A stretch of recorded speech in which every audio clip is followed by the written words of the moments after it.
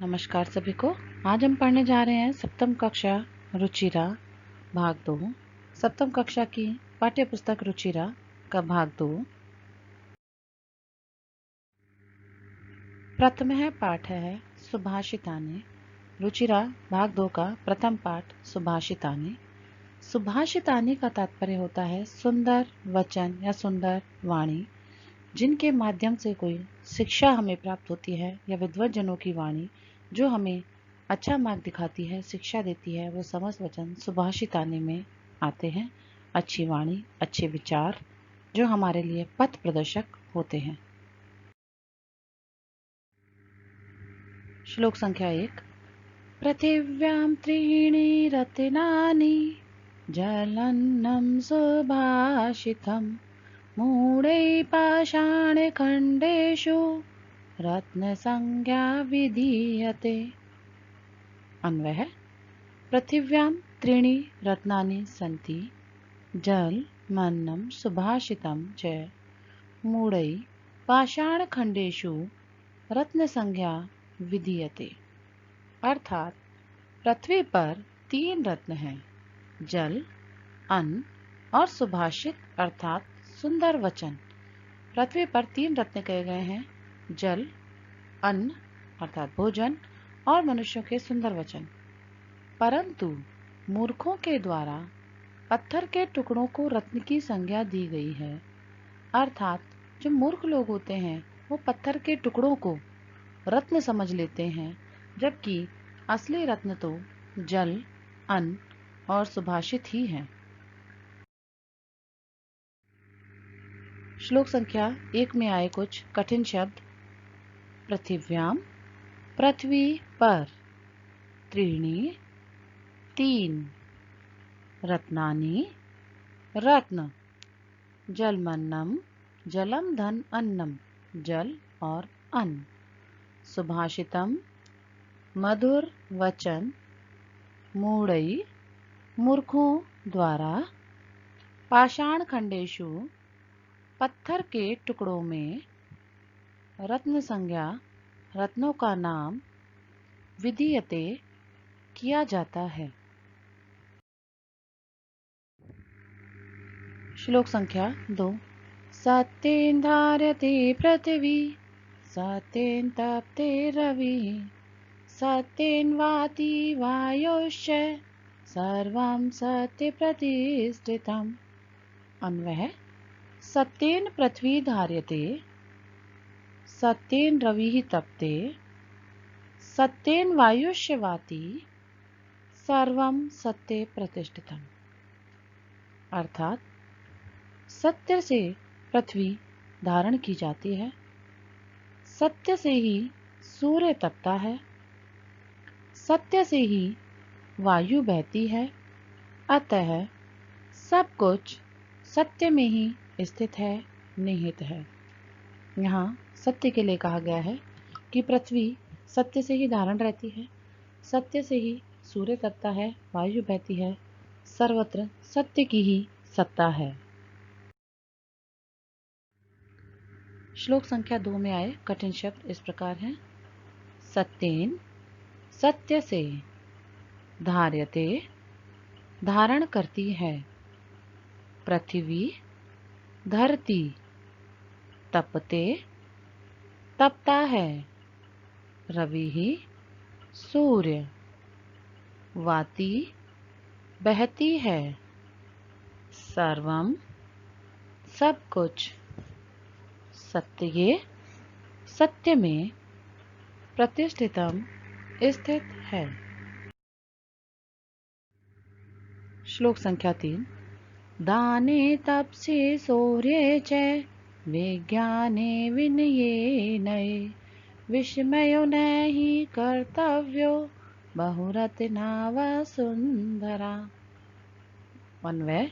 दाने तपसि शौर्ये विज्ञाने विनये नये च विस्मयो नहि कर्तव्यो यतो हि वसुंधरा बहुरत्ना अस्ति। अर्थात दान देने में, तपस्या में, शौर्य में अर्थात पराक्रम में, विज्ञान में अर्थात नवीन ज्ञान में, विनम्रता में और नीति में आश्चर्य नहीं करना चाहिए, क्योंकि पृथ्वी अनेक रत्नों को धारण करने वाली है। अर्थात पृथ्वी पर अनेक अद्भुत वस्तुएं हैं। अतः दान, तप आदि कुछ ही वस्तुओं पर आश्चर्य करना उचित नहीं है। कहने का तात्पर्य है कि पृथ्वी पर अनेक रत्न हैं। दान, तपस्या, शौर्य, विज्ञान और विनम्रता उन रत्नों के आगे कुछ नहीं है। इसलिए पृथ्वी पर ऐसे अनेक अच्छी चीजें हैं। इसमें आश्चर्य की कोई बड़ी बात नहीं है। श्लोक में आए शब्दार्थ। दाने, दान में, तपसी, तप में, शौर्य, शौर्य और बल में, विनय, विनम्रता में, नये, नीति में ही निश्चित रूप से कर्तव्यों करना चाहिए। बहुरत्ना, अनेक रत्नों वाली वसुंधरा पृथ्वी। श्लोक संख्या 4। सद्भिरेव सहासीत, सद्भिः कुर्वित संगतिं, सद्भिर्वादं मैत्रीं च नासद्भिः किंचिदाचरेत्। अन्वय।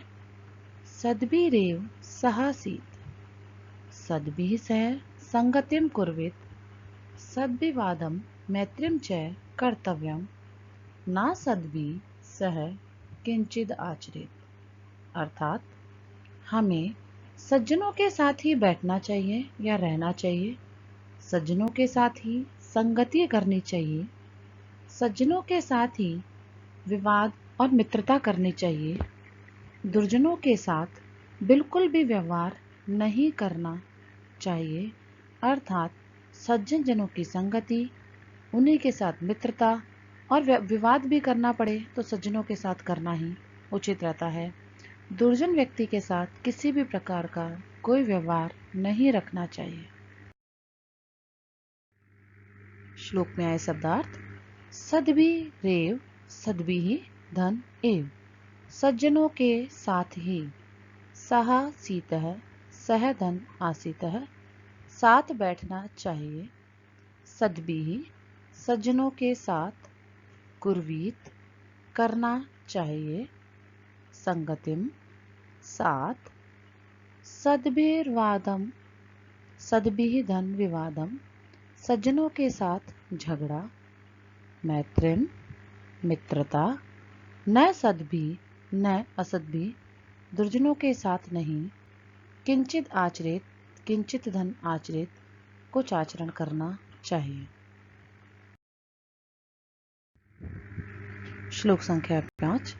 धन धान्य प्रयोगेषु, विद्यायाः संग्रहेषु च, आहारे व्यवहारे च, त्यक्तलज्जः सुखी भवेत्।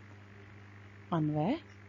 धन धान्य प्रयोगेषु, विद्यायाः संग्रहेषु च, आहारे व्यवहारे च, त्यक्तलज्जः सुखी भवेत्। अर्थात धन धान्य के प्रयोग में, विद्या के संग्रह में, आहार अर्थात भोजन में और व्यवहार में जो व्यक्ति लज्जा या संकोच नहीं करता वह सुखी रहता है। कहने का तात्पर्य है कि मनुष्य को धन के धान्य के प्रयोग में, विद्या को संग्रह करने में अर्थात कहीं से भी मिले विद्या को ले लेने में, भोजन करने में और अन्य व्यक्तियों के साथ व्यवहार आदि करने में कभी भी कोई संकोच नहीं करना चाहिए। जो व्यक्ति इस प्रकार संकोच नहीं करता इन सभी में, वही सुखी रहता है। श्लोक में आए शब्दार्थ। धन धान्य प्रयोगेषु, धन धान्य के प्रयोग में, विद्यायाः विद्या के, संग्रहेषु संग्रह करने में, आहारे भोजन करने में, व्यवहारे व्यवहार करने में, त्यक्त लज्ज है, संकोच छोड़ने वाला, भवेत होना चाहिए, होता है। श्लोक संख्या 6। क्षमा वशीकृति लोके क्षमया किं न साध्यते शांति खड्गः करे यस्य किं करिष्यति दुर्जनः। अन्वय। क्षमा वशीकृति लोके क्षमया किं न साध्यते यस्य करे शांति खड्गः अस्ति दुर्जनः तस्य किं करिष्यति अर्थात किमपि न। अर्थ। इस संसार में क्षमा सबसे बड़ा वशीकरण है। संसार में किसी को क्षमा कर देना सबको वश में करने का सबसे बड़ा मंत्र है। क्षमा से क्या नहीं साधा जा सकता, अर्थात क्षमा से हर कार्य संभव है। जिस व्यक्ति के हाथ में शांति रूपी तलवार है, अर्थात जो व्यक्ति शांत रहता है, अपने प्रति किए गए व्यवहार को शांत कर देता है, क्षमा कर देता है, उसका दुर्जन भी क्या कर सकते हैं, अर्थात दुर्जन भी उस व्यक्ति का कुछ नहीं बिगाड़ सकते। कहने का तात्पर्य है कि क्षमा मनुष्य का सबसे बड़ा शस्त्र है। श्लोक में आए हुए शब्दार्थ। क्षमा वशीकृति लोके, क्षमा वशीकृति ही धन, लोके संसार में क्षमा सबसे बड़ा वशीकरण है। क्षमया क्षमा के द्वारा साध्यते साधा जा सकता है। शांति खड्ग है शांति रूपी तलवार, करे हाथ में, दुर्जन है बुरा व्यक्ति, करिष्यति करेगा।